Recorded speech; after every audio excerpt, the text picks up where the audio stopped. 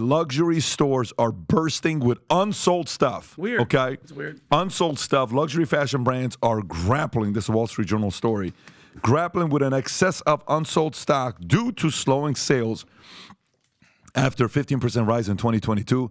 Online luxury sellers like My Teresa, which, Vinny, which one? You guys have heard of My Teresa, reported a 44% increase in inventory. Luxury brands protective of their exclusivity have avoided deep discounts, and burning excess inventory is now banned in the EU. Burning excess inventory is banned in the EU. They have focused on opening concessions and department stores to maintain control over inventory and pricing. Off-price outlets are becoming popular choice for luxury brands, representing 13% of luxury goods sales compared to 5% a decade ago. These outlets provide a way to clear stock while maintaining brand perception with value retailers. Retail Bicester collection requiring brands to offer an average of 35% discount to secure a spot. Interesting. Rob, can you go to the Rolex article I sent you? You know which one I'm talking about with what's going on with Rolex, with watches. Watch this here if you can zoom in. The record rush, is that the same article? The record rush to buy Rolex or Patek Philippe is over. Let me read that article there on Bloomberg. The biggest ever boom in Swiss luxury watches is coming to an end.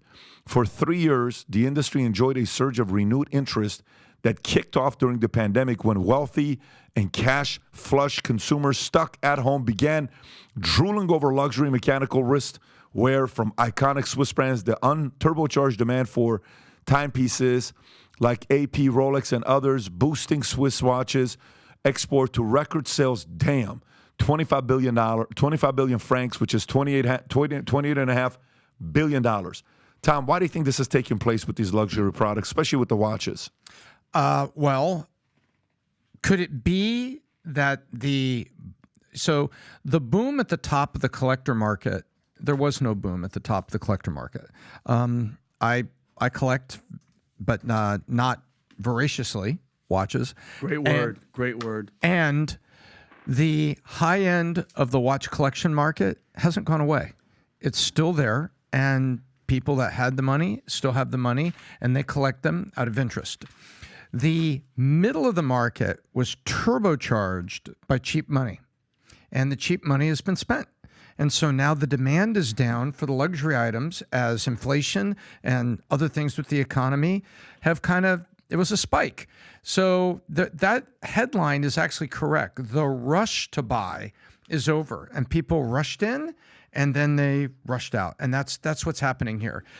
When you take a look at any of them, there's a lot of them out there. I'm not going to plug one over the other, but you can get them and put an app on your phone, and you can basically see the stock market for collectible watches the same way you can see the stock market for artwork or, baseball cards, trading cards, sports cards.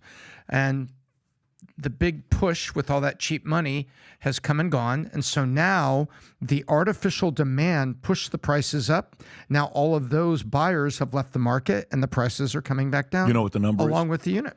They're down. Secondhand luxury watch prices are near 2-year low. They're down at this point roughly 40%. Little shy of 40% yeah, today. 2-year low. Yeah. Gee, what happened 2 years That's ago? right. Free money. Free money. Fake money. Fake success. That's right where I was going to go with this. So after in 2020 when the pandemic hit and all the stimulus checks were coming out, everything was going on there, I predicted that the luxury brands out there, the Gucci's, the Pradas, the Louis, all that, were going to take a massive hit. But what ended up happening? They all got richer. So in the middle of the pandemic, most people don't know this guy. He's not a household name. Bernard Arnault, he's the owner of LVMH, Louis Vuitton, Moet Hennessy, became the richest man in the world at that time. Like number 2 or 3. Okay? Jumped up. He jumped up. He passed Bezos. He passed Musk. Now he's sitting comfortably at number 2. Elon's worth $250 million right now, by the way. Real-time billionaires list on Forbes. Bernard Arnault is second place at $197 billion. Jeff Bezos, number 3 at $170 billion. The list goes on. But my prediction was that all these luxury brands, who the hell's going to afford all these brands? Unbelievable. Who's going to pay $5,000 for a purse? Turns out your average stupid American who gets a stimulus check for $3,600 isn't going to put that into their Roth IRA.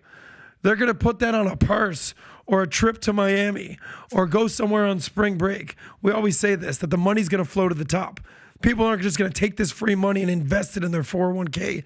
Not going to happen. They're going to ball out. They're going to ball till they fall. They're going to try to keep up with the Joneses.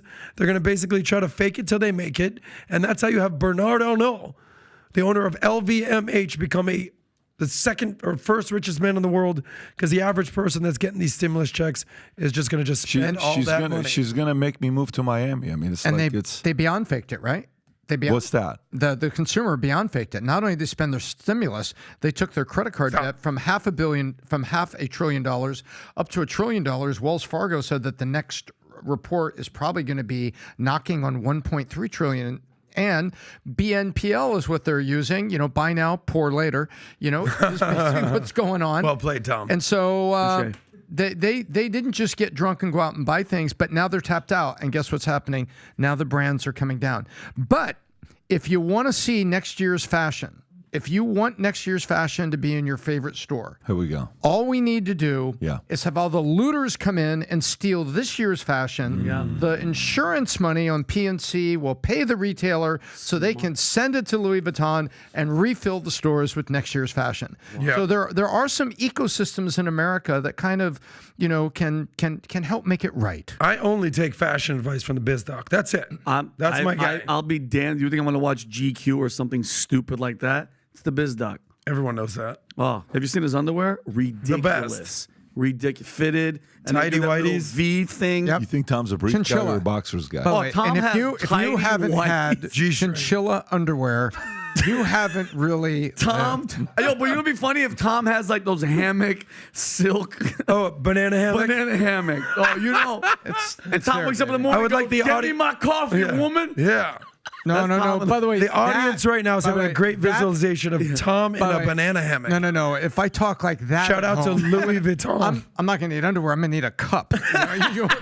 You don't give me my coffee, woman. Give me my coffee, woman. So if you like this clip and you want to watch another one, click right here. And if you want to watch the entire podcast, click right here.